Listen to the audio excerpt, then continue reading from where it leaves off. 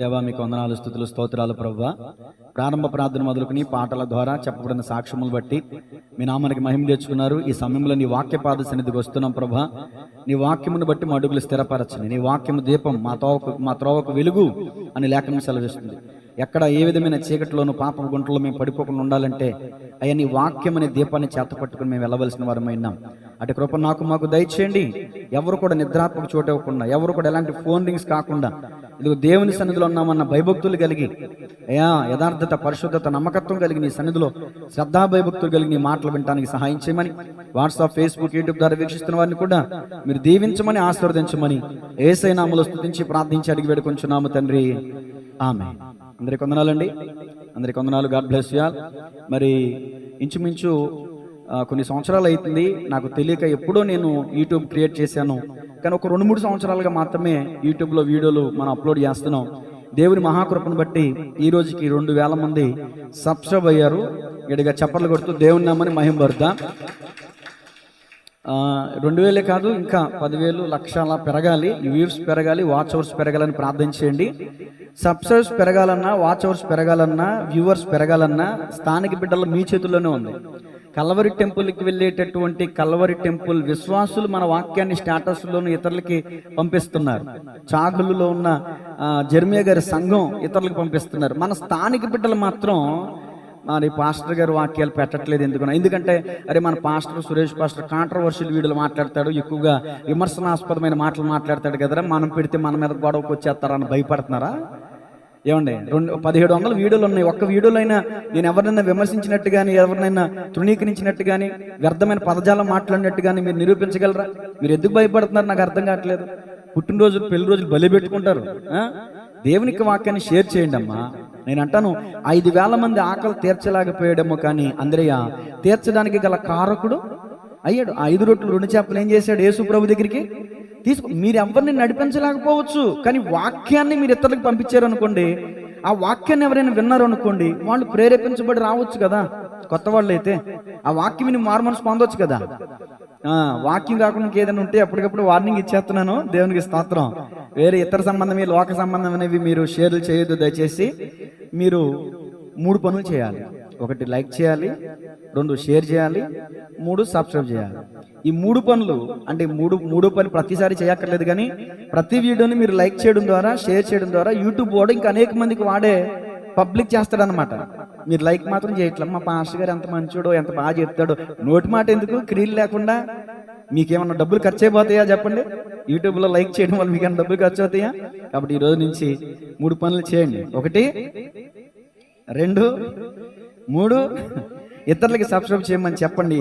ఈ సంవత్సరం పాకర్లో 2000, వచ్చే సంవత్సరం పాకరికి అమ్మయ్య దేవుడు అనుగ్రహించును గాక. మీ నోటి వెంబడి వచ్చింది కాబట్టి మీరే ఎక్కువ ప్రార్థన చేయాలా. దేవునికి స్తోత్రం చెప్పండి గట్టిగా. ఆ భారం మీదే. సరే, ఈరోజు ఎవరి గురించి వాక్యం? సీమోను. సంకీర్తనకి పల్లవికి చప్పట్లు కొట్టండి గట్టిగా. లైన్లో ఉన్నారు వీళ్ళిద్దరే చెప్పారు సీమోన్ అని. సరే, మత్తయి సువార్త 10వ అధ్యాయం 4వ వచనం. 11వ శిష్యుడి గురించి ఈరోజు మనం వినబోతున్నాం. 11:30 అవుతుంది. ఇంచుమించు 12 గంటలకల్లా ముగించేస్తాను. చాలా చిన్న ప్రసంగం ఈరోజు. ఎంత ఇష్టమో క్లుప్త ప్రసంగం అంటే. అది మత్తయి సువార్త 10వ అధ్యాయం 4వ వచనం చదవండి అమ్మా. కనానీయుడైన సీమోను. చాలు. ఈరోజు మన వాక్య ధ్యానాంశం కనానీయుడైన సీమోను. యేసుక్రీస్తు ప్రభుల వారి శిష్యులలో ఇతడు కూడా ఒకడు. 11వ నెంబర్ మనం కంటిన్యూగా ఫాలో అవుతున్నాం కదా. 10 మంది గురించి విన్నాం. ఇప్పుడు 11వ వ్యక్తి ఇతను. రాసుకోండి, చదవద్దు. మార్కు సువార్త 3:18లో కూడా కనానీయుడైన సీమోను అని మాత్రమే ఉంటది. మార్కు 3:18. మరొక రెఫరెన్స్ రాసుకోండి. లూకా 6:15. లూకా సువార్త 6:15. మరొక రెఫరెన్స్ రాసుకోండి. అపోస్తుల కార్యాలు 1:13. ఈ ఆఖరిలో చెప్పిన ఈ 2 రెఫరెన్స్లు ఏముంటో తెలుసా? జెలోతే అనబడిన సీమోను. చూడండి, నేను చెప్పడం కాదు. లూకా సువార్త 6:15 చదవమ్మా. మత్తయి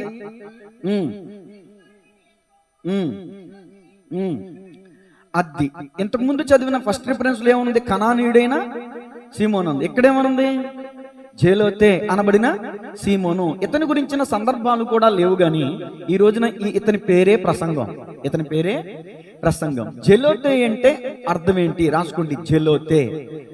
జెలోతే అంటే దాని అర్థం ఏంటంటే మతాభిమాని. ఏంటండి? మతాభిమాని.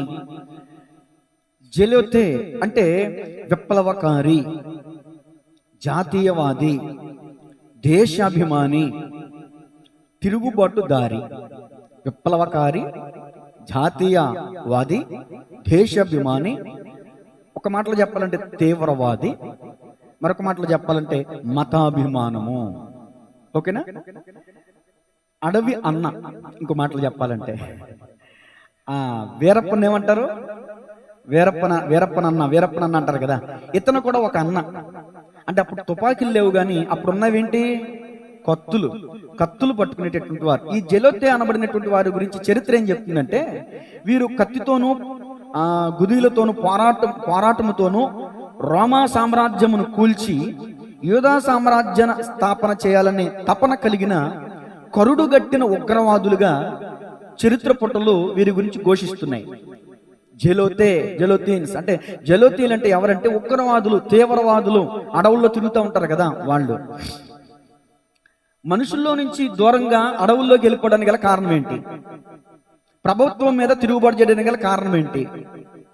ప్రభుత్వం మీద కాదు, కొంతమంది రాజకీయవేత్తల మీద కూడా దాడులు చేయడానికి గల కారణం ఏంటి అంటే, ఈ విప్లవకారులుగా, ఈ యొక్క ఉగ్రవాదులుగా రూపించబడినటువంటి వాళ్ళు ఎందుకు ఆ స్థితిలోకి, ఆ సందర్భంలోకి వెళ్ళి ఉంటారంటే, వాళ్ళ యొక్క భయంకరమైనటువంటి ఆర్థికపరమైన ఇబ్బందులు వాళ్ళ మీద ఒత్తిడి చేసినప్పుడు ప్రభుత్వం వాళ్ళు న్యాయం చేయకపోగా, అయిన వారు, బంధువులు, ఇరుగు పొరుగు వారు మేలు చేయకపోగా వాళ్ళని ఇంకా అడుగంటేటటువంటి పరిస్థితుల్లోకి తీసుకెళ్ళిపోయేటటువంటి స్థితిగతులు వాళ్ళని నక్సలైట్లుగా మార్చేటటువంటి పరిస్థితులు. ఒకప్పుడు ఉగ్రవాదులుగా, నక్సలైట్లకి, తీవ్రవాదులుగా ఎవరు వెళ్ళేవాళ్ళు అంటే పేదవాళ్ళు, పేదరికమైనటువంటి స్థితిలో నుంచి ఆ పరిస్థితిని తట్టుకోలేక అన్నలతో కలిస్తే మనకి కడుపు నిండా ఉంటుంది, అన్యాయం మీద తిరుగుబాటు చేయొచ్చు, మన ప్రాంత ప్రజలు మనల్ని చూసినా చూడకపోయినా మన ప్రాంతానికి మనం న్యాయం చేయాలి, మన దేశము చాలా అస్తవ్యస్తం అయిపోతుంది, మన దేశాన్ని మనం బాగు చేయాలి, దేశంలో ఉన్న చీడ పురుగుల్ని ఏరేయాలి అనేటటువంటి సంకల్పంతో, అనేటటువంటి ఉద్దేశంతో అడవిలోకి వెళ్ళిపోతూ, అడవి అన్నలుగా తయారవుతూ, విప్లవకారులుగా, జాతీయవాదులుగా తయారవుతూ, ఈ విధంగా వాళ్ళు సొంతంగా ఒక టీమ్గా తయారయ్యి ప్రభుత్వం మీద ఎదురు తిరుగుతారు. అప్పుడున్నటువంటి ప్రభుత్వం ఏంటంటే రోమా ప్రభుత్వం. రోమా ప్రభుత్వానికి యూదా ప్రజలు కూడా ట్యాక్స్ కట్టేవాళ్ళు. ఇప్పుడు ఇతను ఎవరంటే యూదా మతానికి సంబంధించినటువంటి వ్యక్తి. ఒకటి ప్రభుత్వం మీద ఇతనికి కోపం ఉంది, రెండు యూదా మతస్థుల మీద కూడా జెలోతే అనబడిన సీమోనికి కోపం ఉంది. ఎందుకో తెలుసా? యూదా ప్రజలందరూ కూడా కలిసి రోమా ప్రభుత్వం మీద దాడి చేయకుండా యూదుల్లో ఉన్నటువంటి వాళ్ళే కొంతమంది వెళ్ళి రోమా ప్రభుత్వంలో చేరి ట్యాక్స్ కలెక్ట్ చేస్తున్నారు కదా, పన్ను వసూలు చేస్తున్నారు కదా. వాళ్ళు ఏమన్నారు? సుంకరులు అన్నారు. అంటే ఇప్పుడు ఈ జెలోతే అనబడిన సీమోనికి నచ్చనటువంటి మరొక వ్యక్తి ఎవరో తెలుసా? సుంకరులను కూడా ఇతను కోపగించుకుంటున్నాడు. ఇప్పుడు ఈ జెలోతే అనబడినటువంటి వీరందరూ కూడా రోమా ప్రభుత్వం మీద దాడి చేయాలి, సుంకరుల మీద దాడి చేయాలి, ప్రజల్ని అన్యాయం చేస్తూ, ప్రజల సొమ్ము దిగమింగేస్తూ, ప్రజలకి అందాల్సినటువంటి సహాయక చర్యలు అందనేటటువంటి స్థితిని ఎవరైతే చేస్తున్నారో వాళ్ళని హతం చేసేయాలి, ఉన్న వాళ్ళని చంపేయాలి, ఆ ఉన్న వాళ్ళ దగ్గర ధనాన్ని తీసుకుని లేని వాళ్ళకి పంచిపెట్టాలి. ఇది వాళ్ళ యొక్క ఉద్దేశాలు. కాబట్టి ఈ మధ్య కాలంలో మారిపోతున్నాయి. పేదరికమైన స్థితిలో, అడుగంటుపోయిన స్థితిలో ఉన్న వాళ్ళే కాదండి ఉగ్రవాదులో చేరేది. ఎంత దౌర్భాగ్యం అండి! ఈ మధ్య కాలంలో మనం చూసాం, ఒక కారులో బాంబ్ బ్లాస్ట్ అవడానికి గల మందు పెట్టేసి ఢిల్లీలో బాంబ్ బ్లాస్ట్ చేశాడు ఒక వ్యక్తి. అతను డాక్టర్ అంటండి. ఒకప్పుడు తీవ్రవాదులు ఎవరంటే చెప్పాను కదా, అనగారిపోయినటువంటి ప్రజల్లో, పేదరికమైన ప్రజలు వెళ్ళేటటువంటి వారు వాళ్ళలోకి. ఒక డాక్టరు ప్రాణం పోసేవాడు, కానీ ఒక డాక్టరు ఢిల్లీలో బాంబ్ బ్లాస్ట్ చేసి ఇంచుమించు ఒక 14 మంది చనిపోవడానికి గల కారకుడయ్యాడు. ఒక డాక్టర్. ఏంటి? అతనిలో తీవ్రవాదం ఉంది, ఉన్మాదం ఉంది, ఉగ్రవాదం ఉంది.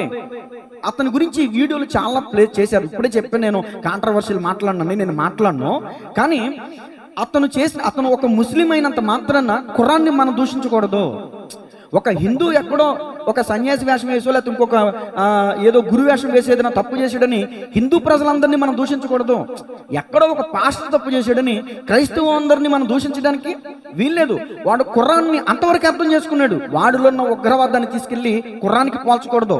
ఖురాన్ పవిత్ర గ్రంథం, భగవద్గీత పవిత్ర గ్రంథం, బైబిల్ పవిత్ర గ్రంథం. ఏ గ్రంథమైనా ఇతరుల్ని చంపేయని చెప్పుద్దా? ఇతరుని ప్రేమించనే చెప్పుద్ది. నిన్ను వల్ల నీ పొరుగువారిని ప్రేమించనే ఏ గ్రంథమైనా చెప్పుద్ది. ఆ గ్రంథాన్ని అర్థం చేసుకోకుండా కొంతమంది అపార్థం చేసుకుని అలా అనేక మంది చావుకు కారణం అవుతున్నారు.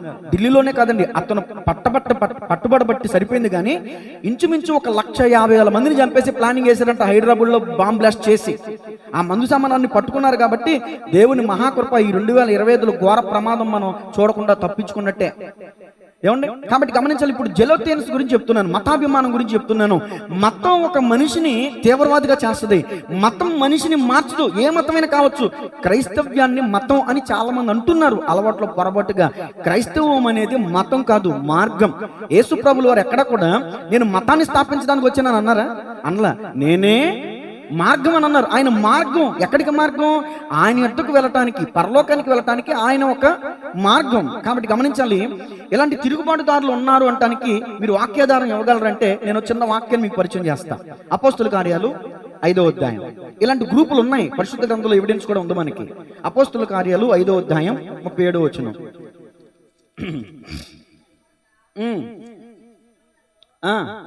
అమ్మ కొంచెం ఎక్కువ ఉంది మ్యాటర్, నేనే చదివేస్తాను, మీరు అందరూ వినండి.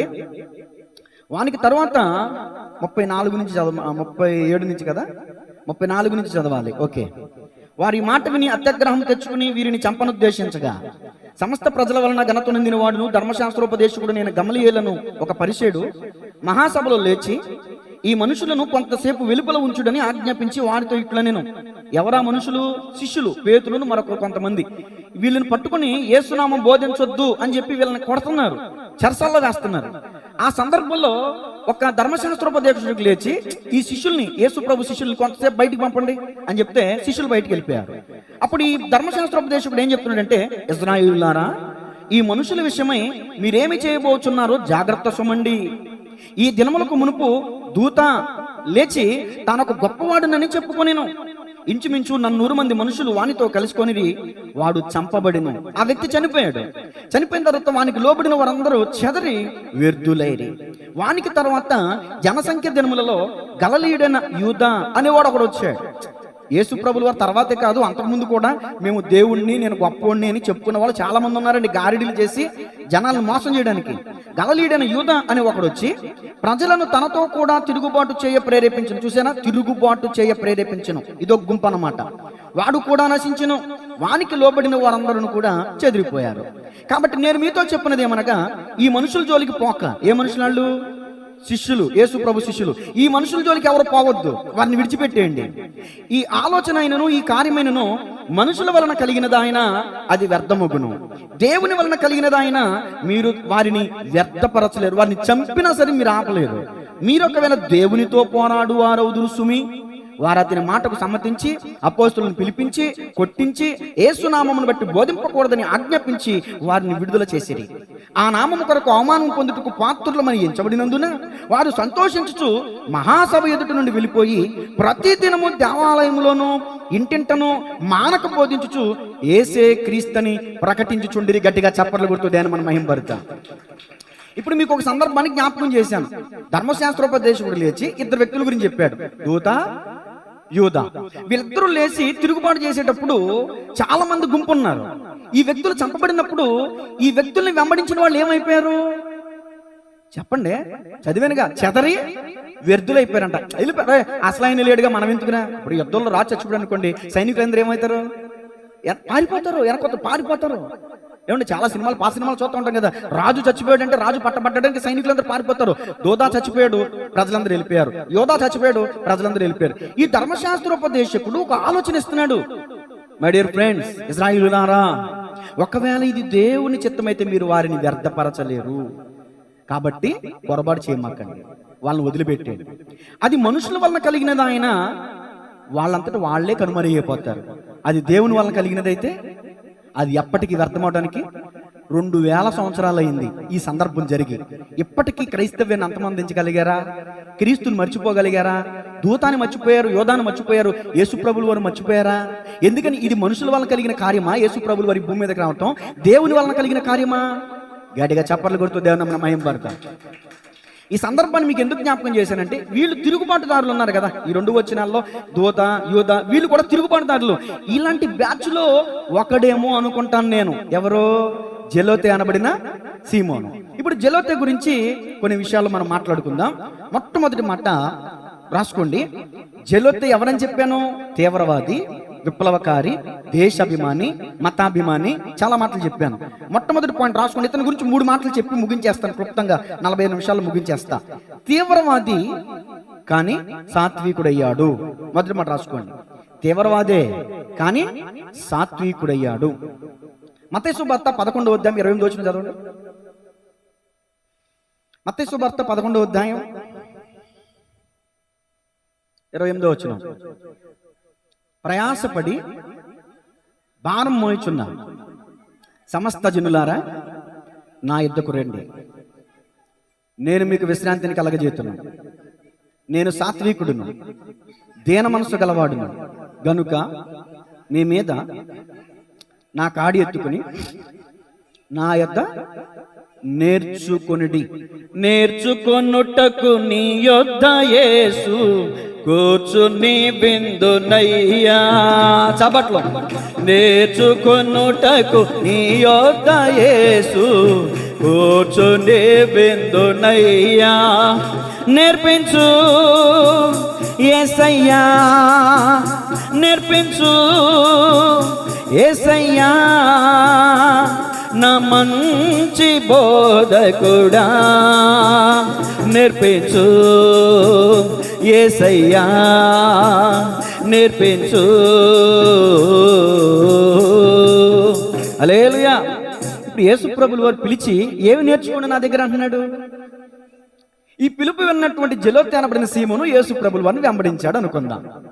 యేసు ప్రభు దగ్గరికి వచ్చినటువంటి ఈ వ్యక్తి తీవ్రవాద లక్షణాలు. తీవ్రవాదులు కోపంతో ఉంటారా, కనికరంతో ఉంటారా, ఉద్రేకంతో ఉంటారా, ప్రేమతో ఉంటారా? ముఖం చూస్తే భయంకరంగా ఉంటుందా, హత్తుకోవాలనిపిస్తుందా? మీకు ఎప్పుడైనా అడవుల్లోకి ఫంక్షన్లకి ఎప్పుడన్నా ఏదైనా పార్కులకి వెళ్తే అడవన్నా కనిపించాడు అనుకో, భయపడతారా, హ్యాపీగా గంతులేస్తారా? అదేనండి నాకు చెప్పడం రాక. ఎందుకు వెళ్తారండి? కాదు అక్కడికి ఎక్కడికి వెళ్ళాం మనం? ఎక్కడికి? వైజాగ్ అవతల అరకు. మరి అరకు అడవులు కాదా అక్క? మర్చిపోయారా? అడవుల్లోకి ఎందుకు వెళ్తాం అంటున్నారు. ఫారెస్ట్ ఏరియా కదా. మరి అరకు వెళ్ళాం. దేవుని మహాకృప, లక్ష్మణరావు గారు ఎక్కడికి వెళ్ళినా నేను లేకుండా ఎక్కడ అడుగు పెట్టడే. ఆయన పుణ్యం అంట. ఒకసారి వెళ్ళాను, రెండోసారి వెళ్ళకూడదని తీర్మానం చేసుకున్నాను.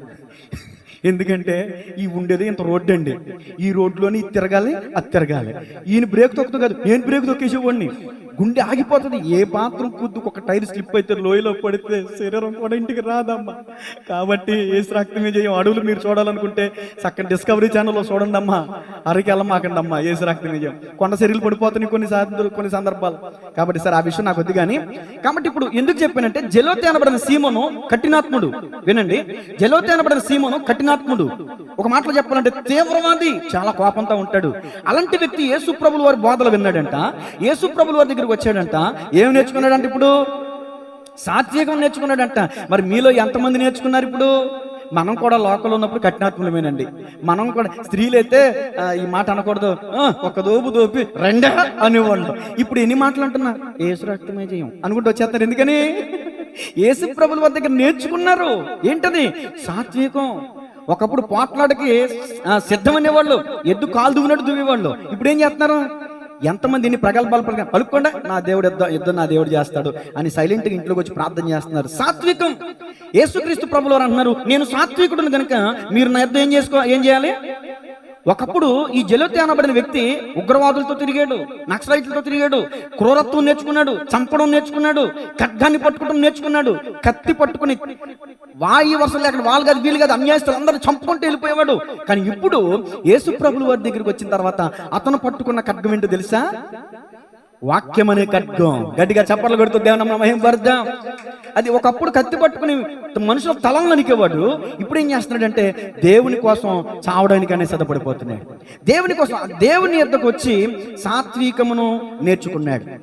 చూడండి, అది కూడా సరే సాత్వికం ఒకటే తీసుకున్నాను నేను. మత్తయి సువార్త 26:52 చదవండి. మత్తయి సువార్త 26:52.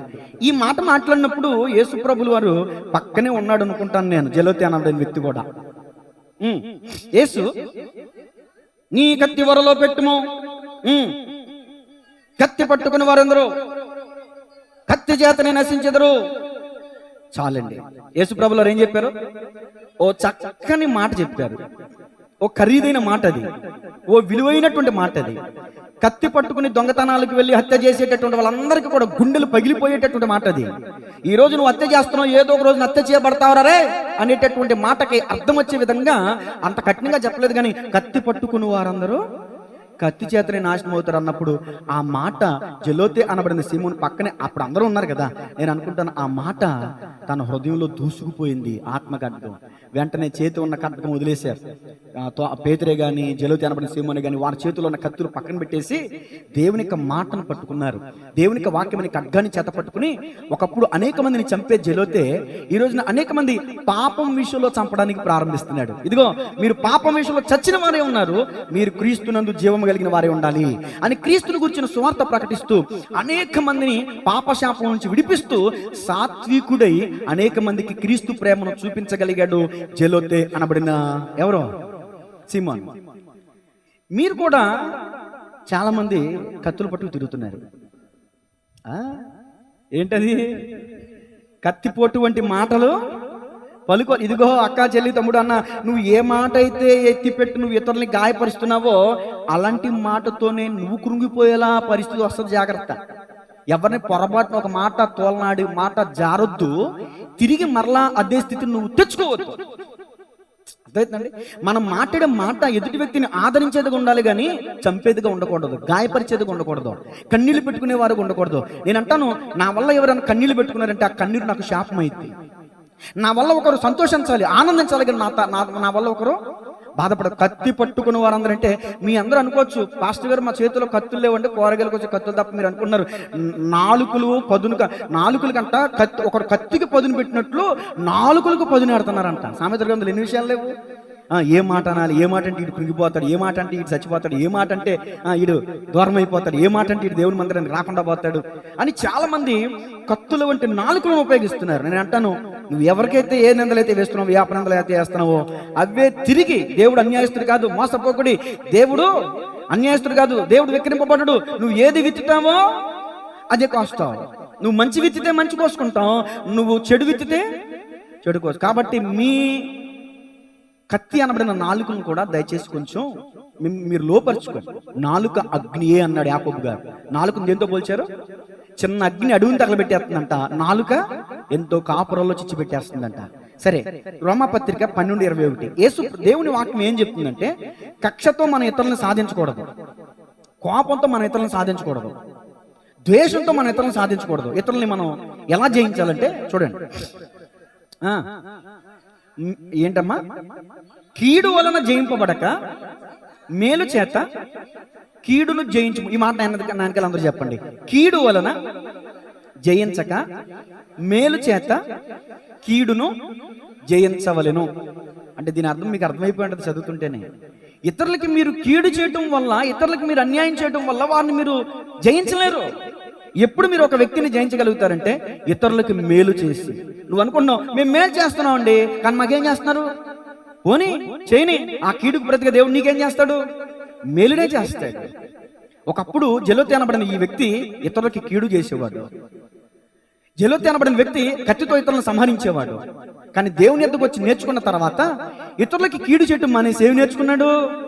మేలు చేయడం నేర్చుకున్నాడు. బైబిల్లో ఒక మాట ఉంది, యోహాను గారు రాసిన మొదటి పత్రికలు ఉంటుంది, మేలు చేయవాడు దేవుని సంబంధి, కీడు చేయవాడు దేవుని చూచిన వాడు కాదు. అంటే మేలు చేసేవారే దేవుని చూస్తారు, కీడు చేసేవారు దేవుణ్ణి. ఒకప్పుడు కీడు చేసేటటువంటి అలవాటు కలిగినటువంటి జలోతే అనబడిన సీమోను యేసుప్రభుల వారి దగ్గరికి వచ్చి మేలు చేయడం నేర్చుకున్నాడు. ఇంతకాలం అయింది అక్క, చెల్లి, తమ్ముడు అన్న యేసుప్రభు దగ్గరికి వచ్చి, మరి నీ జీవితంలో కీడు చేయడం మానుకున్నావా? కీడు మాటలు మానుకున్నావా? పనికిమాల మాటలు మానుకున్నావా? వ్యర్థమైన జీవితాన్ని విడిచిపెట్టావా? జలోతే అనబడిన సీమోను మనందరికీ ఒక మాదిరికరమైన వ్యక్తిగా కనిపిస్తున్నాడు అండి. నీ నోట్లో కీడుందేమో, నీ చూపులో కీడుందేమో, నీ తలంపులో కీడుందేమో. ఈ రోజున ఆ కీడు సంబంధమైన ఆలోచనలు, తలంపులు విడిచిపెట్టాయి. దేవుడు నీతో సూటిగా మాట్లాడుతున్నాడు ఈరోజు. యెహెజ్కేలు గ్రంథం 36వ అధ్యాయం 26వ వచనం. హెజ్కేలు గ్రంథం 36వ అధ్యాయం 26వ వచనం. నూతన హృదయం మీకు ఇచ్చేదను, నూతన స్వభావం మీకు కలగజేసేదను. అదిగో రాతి గుండె మీలో నుంచి తీసివేసి మాంసపు గుండెని మీకు ఇచ్చేదను. నా ఆత్మను మీ మధ్య ఉంచి నీ ఎందుంచి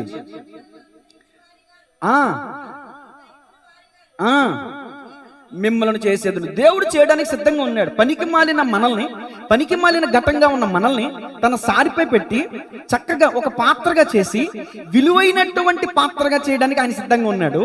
సారిపైకి రావటానికి, ఆయన చేతులకు రావటానికి నువ్వు సిద్ధంగా ఉన్నావా? చూడండి, ఒక మట్టి సుద్ద కుమ్మరి చేతిలో పెడితే ఆ మట్టి సుద్దని ఓ అందమైన పాత్రగా చేస్తాడు.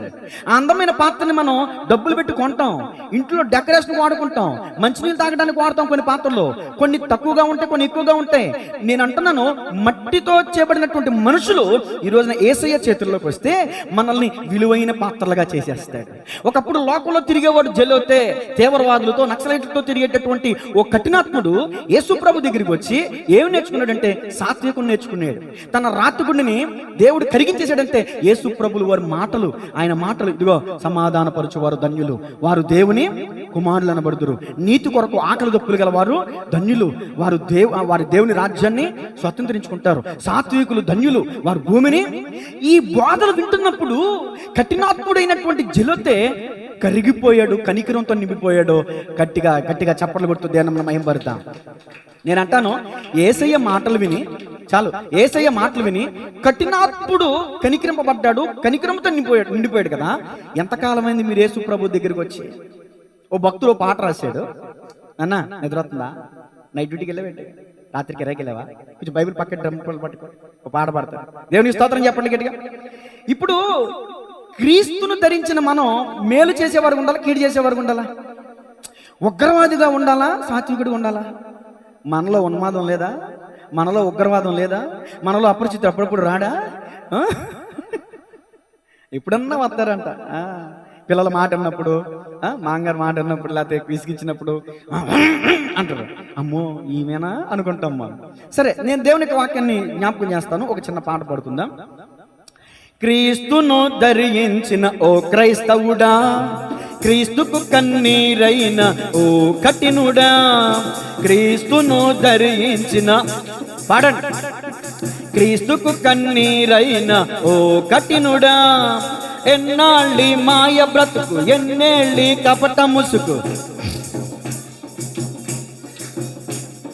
మారవా మార్పు చెందవా, మారవా మార్పు చెందవా, క్రీస్తును ధరించిన ఓ క్రైస్తవుడా, క్రీస్తుకు కన్నీరైన ఓ కఠినుడా, లో మనసులో క్రూరత్వము, వెలుపలేమో దాతృత్వము, లో మనసులో తోడేలువు, వెలుపలేమో గొర్రె రూపము. పాడాలి.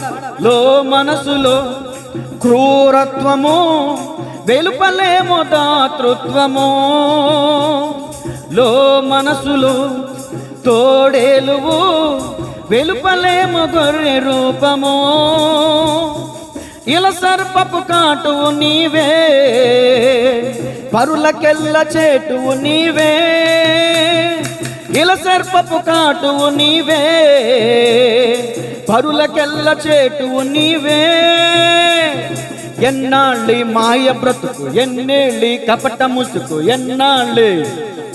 ఎన్నేళ్ళి కపట ముసుకు, మారవా మార్పు చెందవా,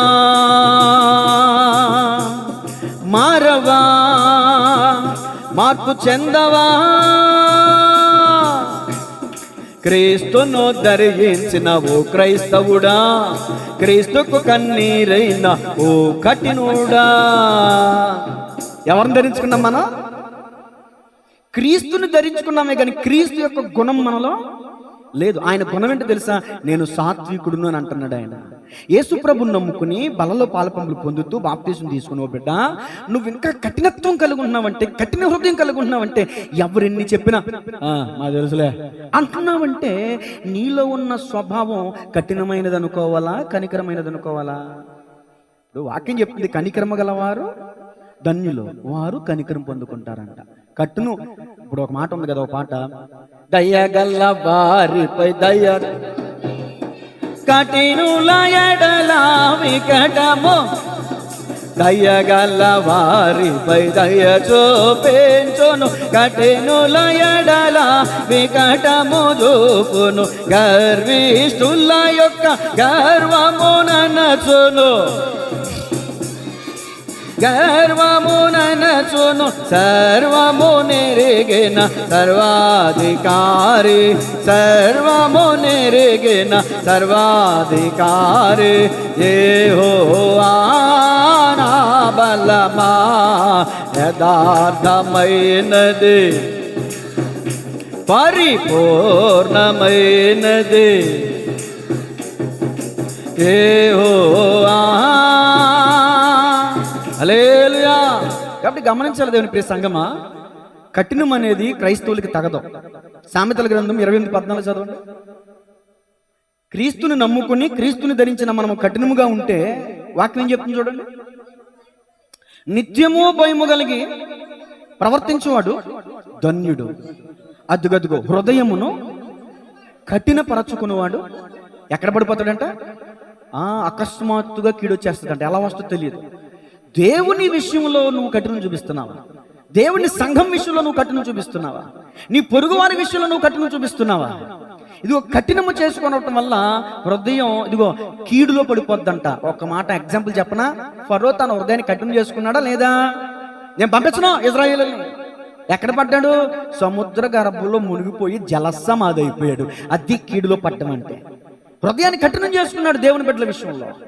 ఈరోజు మీరు కూడా నీ పొరుగు సహోదరు కావచ్చు, తోటి విశ్వాసి కావచ్చు, సేవకుడు కావచ్చు, దేవుడే కావచ్చు, నీ రక్త సంబంధి కావచ్చు, ఎవరి విషయంలో నీ హృదయాన్ని కఠినం చేసుకున్నావేమో నాకు తెలీదు. యేసు ప్రభువు వారు అంటున్నారు, ఆయన సాత్వికుడు, ఆయన కనికరమ గలవాడు, ఆయన దయ కలిగినటువంటి వాడు, దీర్ఘశాంతం కలిగినటువంటి వాడు. ఆయన ఎద్దుకు వచ్చిన మనము ప్రేమతో జీవించాలి, కనికరమతో జీవించాలి, దయ కలిగి జీవించాలి, ప్రేమతోనే మనం జీవించాలి. ఎందుకంటే ప్రేమ లేనివాడు దేవుని ఎరిగినవాడు కాదు. దేవుడు ఏమై ఉన్నాడంట? ప్రేమ స్వరూపి. ఒకప్పుడు ప్రేమ లేదండి ఇతనిలో. కఠినత్వం, ఉగ్రవాదం, తీవ్రవాదం, అలాంటి వ్యక్తే మారిపోయాడు. దొంగలు మారిపోయారు, సుంకర్లు మారిపోయారు, లంచగొండలు మారిపోయారు, వ్యభిచారులు మారిపోయారు, అన్యాయస్తులు మారిపోయారు, తిరుగుబాటుదారులు మారిపోయారు. నువ్వు మారవేంటి? దేవుని మందిరానికి వస్తూ, వాక్యం వింటూ, పాటలు పాడుతూ, సాక్ష్యాలు చెప్తూ, డ్రమ్ములు కొడుతూ, కంజీలు వాయిస్తూ, ప్రసంగాలు ఇస్తూ మన బతుకులు మార్పేది. దేవుని స్తోత్రం చెప్పండి గట్టిగా. ఇతరులు అనేక మంది యేసుప్రభు ఎత్తుకు రావాలంటే మనం మాదిరి చూపించాలండి. జలోతి అనబడిన సీమోను ఒకప్పుడు తీవ్రవాదే, కానీ ఇప్పుడు ఏం కలిగి జీవిస్తున్నాడు? సాత్వికం. ఒకప్పుడు అతనికి మత పిచ్చి ఉంది. తన యోధా మత ప్రవిష్టుడు, యోధా మతం మీద ఓ మంచి ఎనలేని అభిమానం కలిగినటువంటి వాడు. మతం ఆ వ్యక్తిని ఉన్మాదిగా మార్చింది, మతోన్మాదిగా మార్చింది. భారతదేశం అంటే మనం గర్వించదగ్గ దేశం, మనందరి దేశం భారతదేశం. దేవుని స్తోత్రం చెప్పండి గట్టిగా. ఎందుకు భారతదేశం గొప్ప దేశం అయిందో తెలుసా? నేను చూస్తాను చాలా మంది దేశాల జెండాలు చూస్తా, వాళ్ళ గుర్తులు ఉంటాయి. కానీ ఒక్క భారతదేశంలో మన జాతీయ జెండా చూస్తే ముస్లింకి సంబంధించింది, క్రిస్టియన్కి సంబంధించింది, మన హిందూకి సంబంధించింది, మొత్తం ముగ్గురికి సంబంధించినటువంటి 3 రంగులు ఎక్కడ కనబడతాయి? మన జాతీయ జెండా మీద కనబడతాయి. అది మన దేశ గొప్పతనం. గట్టిగా చప్పట్లు కొడుతూ దేవుని మనం మహిమపడతాం. ప్రతి హిందూ గొప్పోడే, ప్రతి ముస్లిం గొప్పోడే, ప్రతి క్రైస్తవుడు గొప్పోడే. కానీ ఇలాంటి ఉన్మాదం పెట్టుకున్నారు చూడండి, వాళ్ళ వల్లే పతనమైపోతున్నాయి, వాళ్ళ వల్లే పాడైపోతున్నాయి, వాళ్ళ వల్లే ఉన్మాదులు. ఇలాంటి ఉన్మాదులు ఉంటారు చూడండి. నేను అంటాను, అలాంటి ఉన్మాదులు కూడా, కరుడు కట్టిన ఉన్మాదులు కూడా యేసయ్య వద్దకు వచ్చి సాత్వికులుగా మారిపోయారండి. దేవుని స్తోత్రం చెప్పండి గట్టిగా. హల్లెలూయా. చూడండి, ఒక అద్భుతమైన పాట రాశాడు ఒక వ్యక్తి. పాట రాసింది ఎవరో నాకు తెలియదు, కానీ కులం గురించి ఒక మాట పాడదాం. కులపిచ్చోణ్ణి నేను, కళ్ళు లేని కబోదిని, మత బిచ్చోణ్ణి నేను, మతే లేని ఉన్మాదిని. కులపిచ్చోణ్ణి నేను, కళ్ళు లేని కబోదిని, మత బిచ్చోణ్ణి నేను, మతే లేని ఉన్మాదిని. ప్రభుదేవా పరలోక రాజా నీ రాజ్యములో నన్ను చేర్చు దేవా. ప్రభుదేవా పరలోక రాజా నీ రాజ్యములో నన్ను చేర్చు దేవా. కులపిచ్చోని నేను కళ్ళు లేని కబోదిని, మతము చోని నేను మతే లేని ఉన్మాదిని. నా కులం నా కళ్ళు పొడిచిందిలే, నా మతం నా మనస్సు విరిచిందిలే.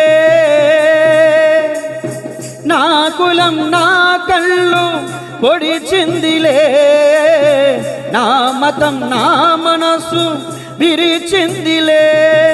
కులమొక కల్పనయే మతమొక మతి భ్రమయే, కులమొక కల్పనయే మతమొక మతి భ్రమయే.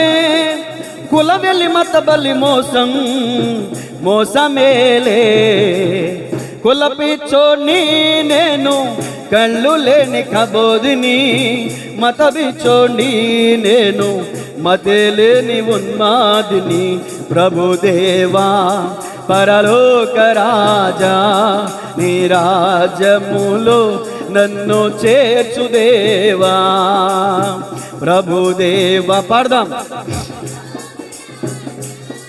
నీ రాజ్యములో నన్ను చేర్చు దేవా.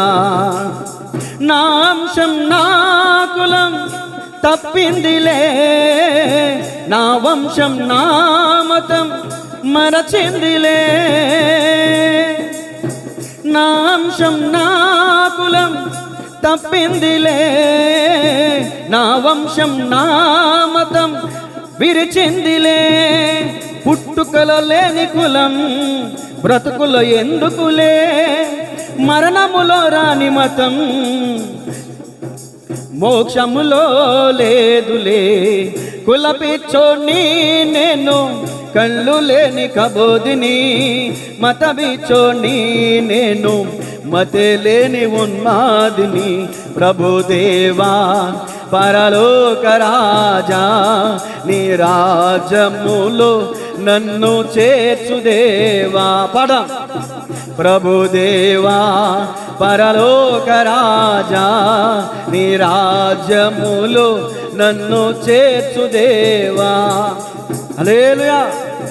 మనం పరిపూర్ణమైన క్రైస్తవులము అవునో కాదు ఇక్కడ తేలిపోద్ది. ఎక్కడ? మతం దగ్గర, కులం దగ్గర. వాడి చేతితో ఇచ్చే నీళ్ళు నేను దాటం ఏంటి, వాడింట్లో నేను చేయగడగడం ఏంటి, వాళ్ళ గమ్ములో నేను అడిగట్టం ఏంటి, వాళ్ళు ఎదురొస్తే నేను వెళ్తాం ఏంటి. ఇలాంటి స్వభావం నీలో ఉందంటే కఠినాత్ముడు ఉగ్రవాది కంటే డేంజర్ నువ్వు. క్రీస్తును అనుసరిస్తున్నటువంటి క్రైస్తవుల గురించి నేను మాట్లాడుతున్నాను. క్రీస్తును నమ్ముకున్నటువంటి నీవు మతం పిచ్చి పెట్టున్నావంటే నువ్వు మనిషివి కాదు, మానవ మృగానివి. అడవుల్లో మృగంగా తిరిగేటటువంటి వాడు యేసయ్య దగ్గరకు వచ్చి మనిషిగా మారిపోయాడు. మతం కాదు మనిషికి కావాల్సింది మానవత్వం. గట్టిగా చప్పట్లు కొట్టు దేవుని మహిమపడతా. మానవత్వం లేని మనుషులు మత పిచ్చి పట్టుకుని ఏలాడుతూ ఉంటారు, కుల పిచ్చుకుని పట్టుకుని ఏలాడుతూ ఉంటారు. మతం అనేది ఒక ఆలోచన. చిన్నపిల్లలు ఎవరైనా మాట వినకపోతే ఎరా నీకు పట్టిన మతం నీదేనా, నా మాట వినవా? మతం అంటే ఒక ఆలోచన. కులం అంటే ఏంటో తెలియదు, కులం కోసం చచ్చిపోతానంటాడు. కులం ఒక వృత్తి ప్రాతిపదిక మీద ఏర్పాటు చేయబడింది. కులం పుట్టుకలో లేని కులం బ్రతుకులో ఎందుకండి? నిజమే. సరే, నువ్వు కులానికి మతానికి ఎంత ఇంపార్టెన్స్ ఇచ్చేవాడు అయితే నీ మతస్థుడు నీ కులస్థుడు పండించినటువంటి బియ్యమే తిను, వాళ్ళ ఇంటికే వెళ్ళు, వాళ్ళతోనే స్నేహం చేయి, వాళ్ళతోనే గడుపు. నీ కులస్థుడు నీ మతస్థుడు తయారు చేసినటువంటి వాటిని వాటిని నువ్వు వాడు. ఇతర మతస్థులు, ఇతర దేశస్తులు, స్వదేశీయులు ఏమండి ఇతర దేశస్తులు తయారు చేసినటువంటి వాటిని వాడమాకాలంటప్పుడు అంత కులపిచ్చి అంత మత పిచ్చి ఉంటే. ఎక్కడన్నా కిరాణా షాపులో ఇది పలానా కులానికి సంబంధించిన బియ్యం, ఇది పలానా మతస్థులకి సంబంధించిన బియ్యం అని ఎక్కడన్నా బియ్యం మీద పేర్లు రాసి ఉంటాయండి. అందరిది ఒకటే కులం, సేవకులం. అందరిది ఒకటే మతం, మానవత్వం. గట్టిగా చెప్పలు కొడుతుంది ఏమన్నా మహిమపడతాం. మానవత్వంలోకి వచ్చాడండి. ఇప్పుడు జలతి అనబడిన సీమన్ ఏం చేశాడు? మారిపోయాడు. ఈ రోజున మనం మారిపోవటమే కాదు, అనేకులకి మాదిరి చూపిస్తున్నాడు. దేవుని స్తోత్రం చెప్పండి గట్టిగా.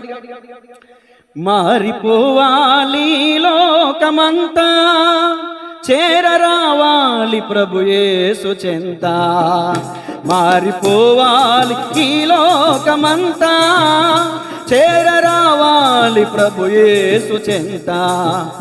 మంచి మనలోన పెంచాలి ఎప్పుడు, మంచి మనలోన పెంచాలి ఎప్పుడు, పంచుకోవాలి పరవారితో, మారిపోవాలి ఈ లోకమంతా.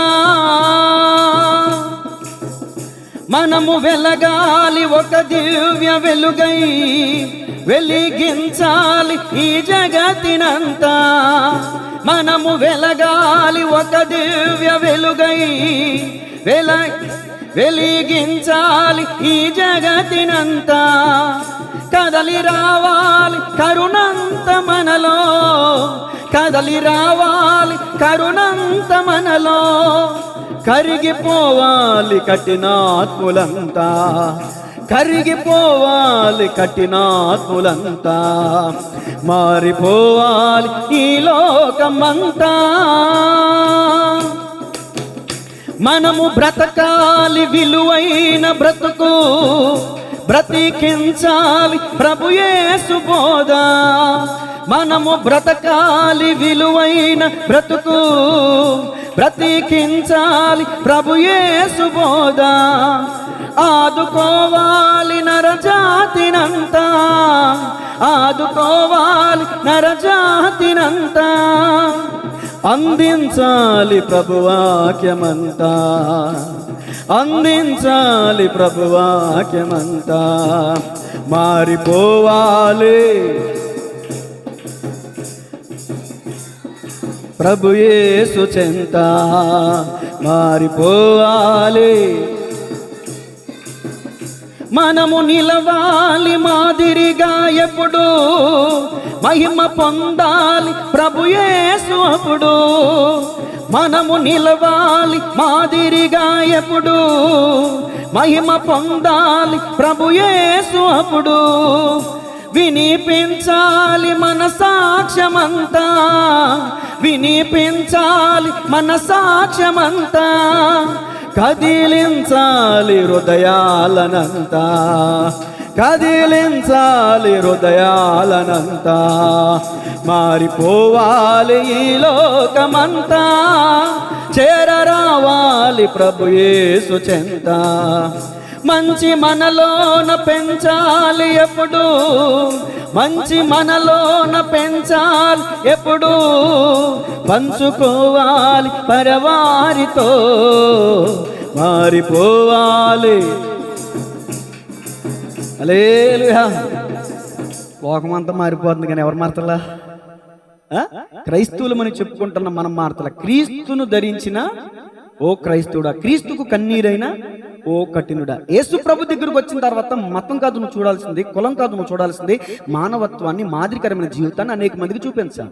నేను అంటాను, జలోతి అనబడిన ఈ మతాభిమాని ఒకప్పుడు మత పిచ్చి పట్టిన వాడే తిరుగులాడేవాడు అడవుల్లో గుంపుల వెంట, అనేకులు కుడుతూ గాయపరుస్తూ తిరిగేవాడు. కానీ యేసు ప్రభు దగ్గరకు వచ్చాక సాత్వికాన్ని నేర్చుకుని, దీనత్వాన్ని నేర్చుకుని, ఎవరన్నా కొడుతున్నా సరే ఆ పెయిన్, ఆ నొప్పి తట్టుకుంటూ నేను క్రీస్తు కోసం నిందలు అనిపించడం నా బాధ్యత, నా ధర్మం. యేసు ప్రభువులో చెప్పారు, నా నిమిత్తం జనులు మిమ్మల్ని నిందించి, హింసించి, చెడ్డ మాటలు పలికినప్పుడు మీరు ఆనందించండి, సంతోషించండి, పరలోకంలో మీ ఫలం. అబ్బా, ఎవరైనా వచ్చి కొడతంటే ఆ మాట గుర్తొచ్చేస్తుంది, ఎవరైనా వచ్చి తిడతంటే ఆ మాట గుర్తొచ్చేస్తుంది. అతను కఠిన పూర్వకమైనటువంటి హృదయం మెత్తని మనసు అయిపోయింది. గట్టిగా చెప్పలు కొడుతుంది అని మనం మహింపడతాం. మెత్తని మనసు అయిపోయింది. ఈరోజు నీ గుండె ఎలా ఉంది? యేసు ప్రభువుల వారు అంటారు, నీ రాత్రి గుండె తీసి నీకేమిస్తాను? ఒక మాటలోనే అయిపోయింది టైం అంతా. 2 మాట రాసుకోండి, టూకీగా చెప్పేస్తా. పరిశుద్ధాత్మతో నింపబడిన సీమోను 1 తీవ్రవాదే కానీ సాత్వికుడయ్యాడు. 2 పరిశుద్ధాత్మతో నింపబడిన సీమోను. అపోస్తుల కార్యాలు 2వ అధ్యాయం 1 నుంచి 4 వచనాలు చదవండమ్మా. అపోస్తుల కార్యాలు స్పష్టంగా గట్టిగా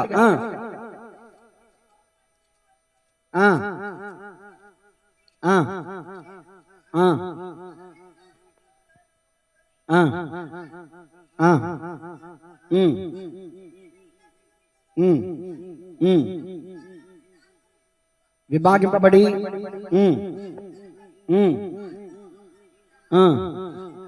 వాళ్ళగా అందరూ పరిశుద్ధాత్మతో నిండిన వారై ఆ ఆత్మ వారికి వాక్శక్తి అనుగ్రహించిన కొలది అన్ని ఈ ఒక్కొక్కరి మీద ఆ ఒక్కొక్కరిలో జలత అనబడిన సీమోను కూడా ఉన్నాడు.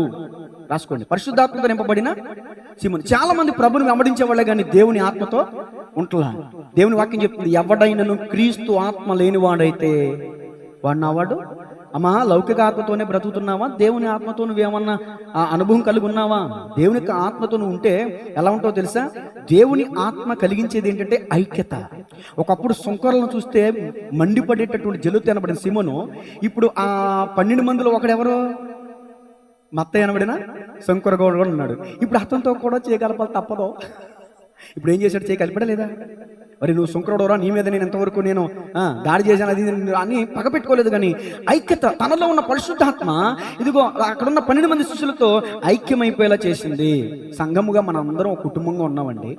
ఒక శరీరంలో అవయవాలు ఒకదానితో ఒకటి సహకరించుకుని ఊపిరితిత్తులు, గుండెకి గుండె, మిగతా శరీర భాగాలకి, మిగతా శరీర భాగాల నుంచి కిడ్నీ నుంచి రక్తం, గుండె నుంచి రక్తం, శరీర భాగాలన్నింటికి ఏ విధంగా ప్రతి అవయవం పనిచేస్తుంటేనే ఒక మనిషి బ్రతుకుతున్నాడు. క్రీస్తు సంఘంలో, దేవుని మందిరంలో విశ్వాసులందరూ కలిసి పనిచేస్తేనే సంఘం బ్రతుకుద్ది, సంఘం దీవించబడద్ది, సంఘం ఆశీర్వదించబడద్ది. అంతేగాని ఎవరికి వారే యమునా తీరానంటే ఒకళ్ళు ఎడమోకం ఒకళ్ళు పెడమోకం పెట్టుకున్నారనుకో, సంఘం ఎప్పటికీ అభివృద్ధి.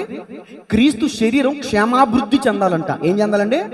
క్షేమాభివృద్ధి చెందాలంటే మన అందరం ఐక్యమత్యం కలిగి ఉండాలి. ఐక్యమత్యమే కిరణ్ గారు కూడా చెప్పారండి. దేవుని స్తోత్రం చెప్పండి. ఒకప్పుడు స్వాతంత్రం కోసం పోరాడిన వ్యక్తి, రాసుకోండి, చదవద్దు, టైం అయిపోయింది. 2 కొరింథీ 3:17 దేవుని ఆత్మ ఎక్కడ ఉండునో అక్కడ ఏముంటుందంటండి? ఒకప్పుడు స్వతంత్రత కోసం యోధా ప్రజల యొక్క స్వతంత్రత, యోధా ప్రజల యొక్క రోమా ప్రభుత్వ బానిస బ్రతుకు నుంచి విడుదల కోరినటువంటి జలోతి అనబడిన సీమోను వ్యక్తిగతంగా తన ఆత్మలో బానిస నుంచి విడుదల పొందాడు. నేను అంటాను, మన భారతదేశానికి బ్రిటిష్ వారి నుంచి రిలీజ్ అయ్యింది, ఓకే, మన భారతదేశానికి స్వతంత్రం వచ్చింది. నేను అడుగుతున్న ప్రశ్న, ఒక మనిషికి స్వతంత్రం వచ్చిందా? రాలా. ఎందుకు రాలేదు? ఇదిగో ఉంటే కోడి పందాలు పిచ్చి, లేకపోతే ప్యాకెట్ పిచ్చి, లేకపోతే డబ్బు పిచ్చి, లేకపోతే భయంకరమైనటువంటి ఉన్మాదం, భయంకరమైనటువంటి దుర్మార్గం, భయంకరమైన త్రాగుబోతుతనం, భయంకరమైనటువంటి ధూమపానం, భయంకరమైన డ్రగ్స్ అలవాట్లు, అనేకమైన అలవాట్లకి బానిసలైపోయినటువంటి ఒక వ్యక్తి 6 అడుగుల మనిషి 6 అంగుళాల సిగరెట్ని జయించలేకపోతున్నాడు. ఎక్కడొచ్చిందో నీకు స్వతంత్రం? దేశానికి కాదు రావాల్సింది స్వతంత్రం, మనిషికి. మహానుభావులు చెప్పారు, దేశం అంటే మట్టి కాదు మనుషులో. దేశానికి వచ్చింది స్వతంత్రం, మనుషులకి రాలేదు కదా.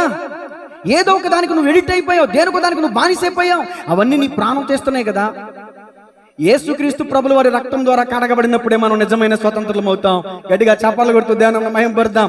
ఆయన రక్తం మనకి విడుదలిచ్చింది, పాప శాప విమోచన ఇచ్చిందండి. యేసు ప్రభుల వారి రక్తం.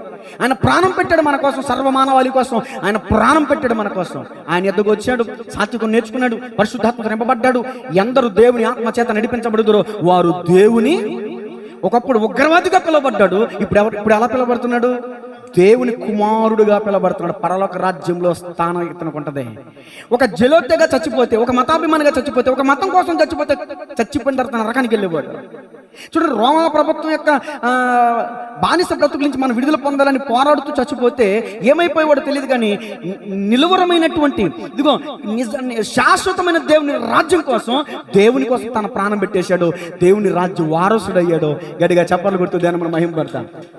దేవుని స్తోత్రం చెప్తాం గట్టిగా. దేవుని యొక్క ఆత్మ ఎక్కడ ఉండి అక్కడ ఏముంటుందండి? స్వతంత్రం. 2 మాట ముగించాను, 3 మాట రాసుకోండి, చెప్పి ముగించేస్తా. దేవుని చిత్తాన్ని నెరవేర్చిన సీమోను. మొదటి మాట ఏంటో చెప్పండి అమ్మా.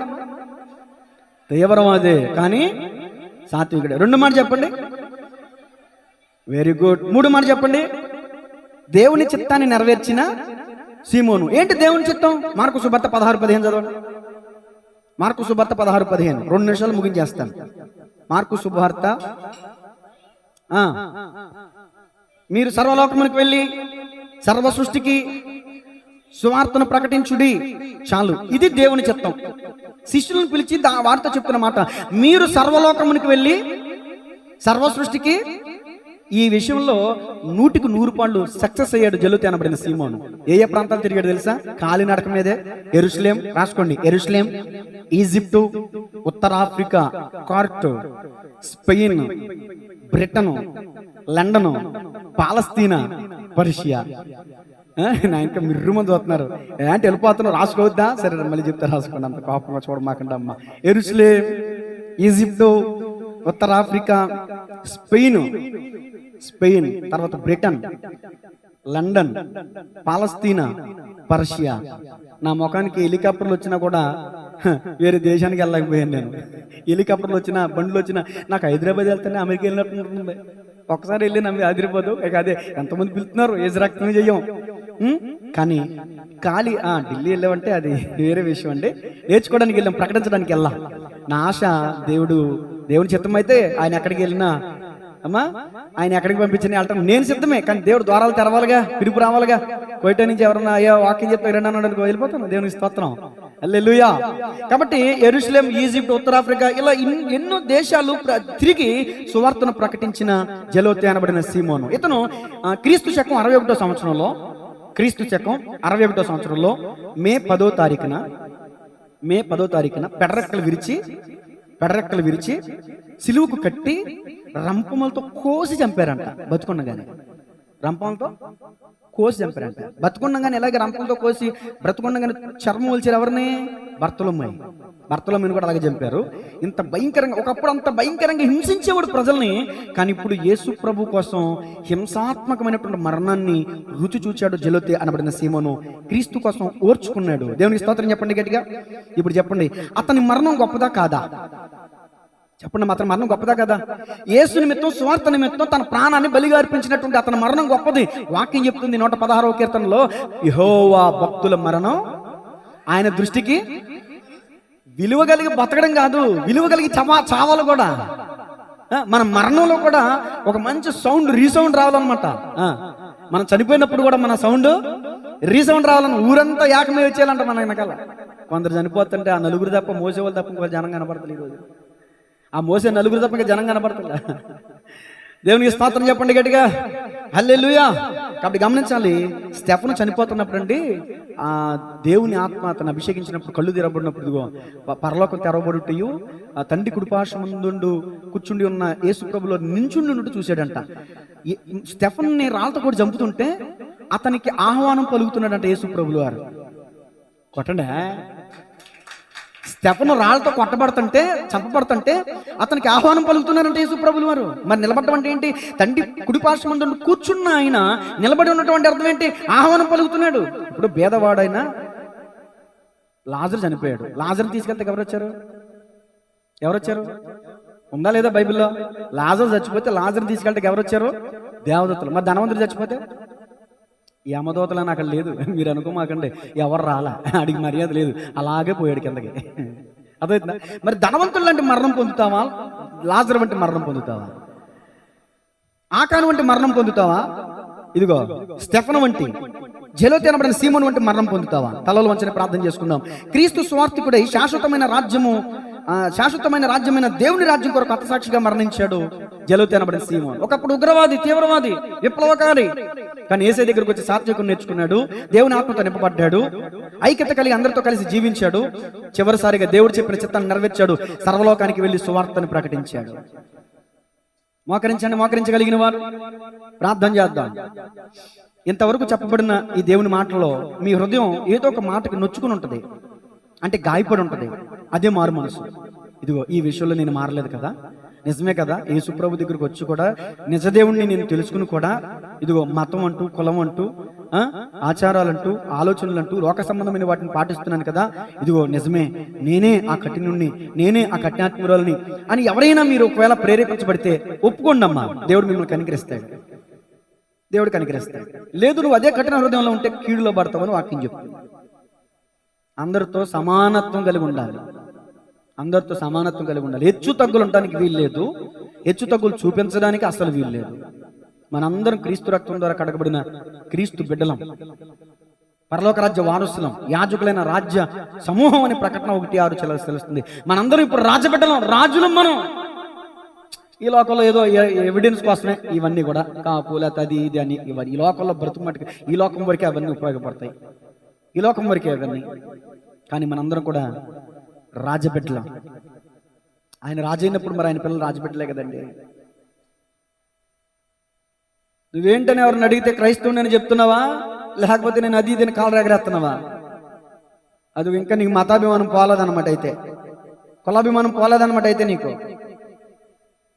మతం మనిషిని ఉన్మాదిగా మారుస్తుంది, మార్గం మనిషిని మానవత్వం కలిగిన మనిషిగా మారుస్తుంది. ఇదిగో యేసు ప్రభులు వారి యొక్క మార్గంలోకి వచ్చాడు, జలతి అనబడిన తీవ్రవాది సాత్వికుడైపోయాడు. మరి నీ పరిస్థితి ఏంటమ్మా? ఒక చిన్న ప్రశ్న, మీ హృదయాలను ప్రశ్నించుకుని మీకు మీరే ప్రార్థన చేసుకోండి. చిన్న ప్రార్థన చేస్తాను, 2 నిమిషాలు మీకు టైం ఇస్తున్నాను. ప్రార్థన చేసుకోండి, ఎవరికి వాళ్ళే, నేను మౌనంగా ఉంటాను. ఇంత వాక్యమిని మీరు చిన్న ఒప్పుకోలతో కూడిన ప్రార్థన చేయలేకపోతే వాక్యం అంతా వ్యర్థమైపోతుందమ్మా. మీరు పైకేం చేయొద్దు, మీరు మొహమాట పడద్దు. విరిగి నలిగిన హృదయమే దేవునికి ఇష్టమైన బలే. ఇంతవరకు ప్రభువా నేను ఆ వ్యత్యాసం చూపించానయ్యా, నేను వ్యర్థమైన దానికోసం ప్రయాసపడ్డాను, ఇప్పటి వరకు వ్యర్థమైన మాటలు మాట్లాడాను, నన్ను క్షమించాను. మీరు ఒక చిన్న ప్రార్థన చేసుకుంటే అదే ఈ వాక్యానికి ప్రతిఫలం. మరొక్క నిమిషం, మీలో ఏ స్వభావం అయితే ఉందో పాప స్వభావం దాన్ని విడిచిపెట్టేయండి. జలోతి అనబడిన స్వభావం మీలో ఉందేమో విడిచిపెట్టేయండి. ఉగ్రవాదం, ఉన్మాదం, ఉద్రేకం. దేవుని బిడ్డలుగా మనకు ఉండాల్సిన ఉద్రేకం కాదు, దీర్ఘశాంతం. ఉద్రేకపరుడైనటువంటి జలోతే దీర్ఘశాంతుడు అయిపోయాడు.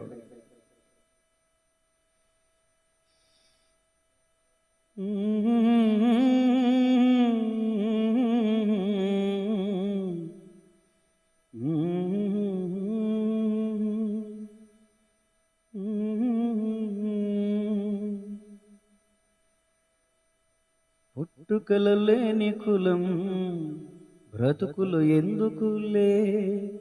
మనం అనుకున్నావా ఆ కులంలో పుట్టాలని? అనుకుని పుట్టావా? పుట్టుకలో లేదు కులం, చావులో లేదు కులం. అందరికీ వర్తిస్తుంది మరణం అనేది, అందరికీ వస్తుంది. కొద్ది సెకండ్లు మాత్రం మీకు టైం ఇస్తున్నా. విరిగిన మనసుతో యథార్థంగా చిన్న ప్రార్థన చేయండి. యథార్థవంతుల ప్రార్థన ఆయనకు ఆనందకరం అంట.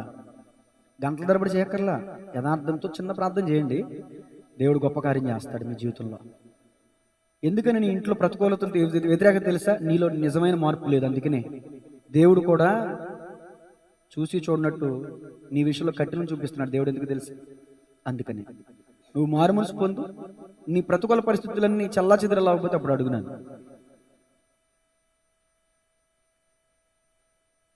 ఒకప్పుడు దోచుకునేవాడేమో ధనవంతుల దగ్గర, అక్రమస్తుల దగ్గర, ఇప్పుడు ఇవ్వటం ప్రారంభించాడు. దైవజనుడు అన్నాడు, నీ హృదయం మారు మనసు పొందింది సరే, నీ పరస మారు మనసు పొందిందా? పరసే కాదు, తన జీవితాన్ని అంకితం చేశాడు. జలోతి అనబడిన సీమోను తన జీవితాన్ని అంకితం చేశాడు. కానుక అయిపోయాడు దేవుని కోసం. కానుక ఇవ్వటం కాదు, తన శరీర ప్రాణాత్మను సజీవంగా సమర్పించేసుకున్నాడు యేసయ్య కోసం. ఒక తీవ్రవాది, ఒక ఉగ్రవాది, ఒక విప్లవకారుడు యేసయ్య గుంపులో చేరాడు, పరివర్తన చెందాడు, మారు మనసు పొందాడు, మారు మనసుకు తగిన ఫలాలు కలిగి జీవించాడు. ఈరోజు మనందరికీ ఒక మాదిరికరంగా నిలబడ్డాడు. దేవుడు ఏమంటాడంటే, అమ్మా నువ్వు కూడా అనేకులకు మాదిరిగా ఉండాలమ్మా. వ్యర్థమైన మాటలు, లోకపు రీతి, ఈ లోక మర్యాద నువ్వు అనుసరించకూడదమ్మా. నువ్వు ఒక ప్రత్యేకమైన బిడ్డవి, నీకు తెలియట్లా. నీలో ఉన్న ప్రత్యేకత ఏంటో తెలుసా? దేవుడిని ఏర్పరచుకున్నాడు, నిన్ను పిలుచుకున్నాడు, నీ కోసం తన రక్తం కాచాడమ్మా, నిన్ను పరిశుద్ధపరిచాడమ్మా, నీ కోసం తన ప్రాణం పెట్టేశాడమ్మా. నీలో ఉన్న విలువ నీకు తెలియట్లా. నీకు దేవుడు ఎంత విలువిచ్చాడో నీకు తెలియట్లా. నిన్ను దేవుడు ఎంత నమ్మాడో నీకు తెలియట్లా. దయచేసి ఆ నమ్మకాన్ని ఒమ్ము చేయొద్దమ్మా. నమ్మకంగా ఉందాం దేవుని సన్నిధిలో. నమ్మకమైన వానికి మెండైన దీవులు కలుగుతాయంట. ప్రాణం పోయే పరిస్థితి వచ్చినా తన శరీర ప్రాణాత్మను సమర్పించేశాడే కానీ వెనుదీలేదండి జలోతే. ప్రార్థన. పరిశుద్ధుడా, ప్రేమగల తండ్రి, ఈరోజు జలోతే అనబడిన సీమోను గురించి మీరు మా ముందు ఉంచారు. సందర్భం అతనిదే కానీ సందేశం మా అందరికీ. నిజమే ప్రభువా, చాలా విషయాల్లో మేము మంకు పట్టుదల కలిగి, మొండి విశ్వాసం కలిగి, మూర్ఖపు స్వభావం కలిగి ప్రవర్తిస్తున్నాం. మా ప్రవర్తన మార్చుకోలేకపోతున్నాం. దేవుని వాక్యం చెప్తుంది, నీ ప్రవర్తన అంతటికి ఆయన అధికారమును ఒప్పుకొనుము, అప్పుడు నీ దేహమునకు ఆరోగ్యం కలుగుతుందని. నిజమే, మా ప్రవర్తన మార్చుకోకుండా మాకు ఆరోగ్యం కలుగుతుందా? మా ప్రవర్తన మార్చుకోకుండా మా ప్రతికూల పరిస్థితులు అనుకూలంగా మారుతాయా? అయ్యా, మా మనసులో మారాలి ప్రభువా. పైకి మాటలతో చెప్పడం కాదు కానీ క్రియల పూర్వకంగా మేము క్రైస్తవులుగా ఇతరులకి మాదిరికరంగా ఉండే కృపా భాగ్యం నాకు, నా కుటుంబానికి, అయ్యా సంఘ బిడ్డలందరికీ దయచేయమని యేసయ్య నామములో ప్రార్థించి అడిగి వేడుకుంటున్నాము తండ్రి. ఆమేన్. God bless you all. అందరికీ వందనాలు. మోకరించండి.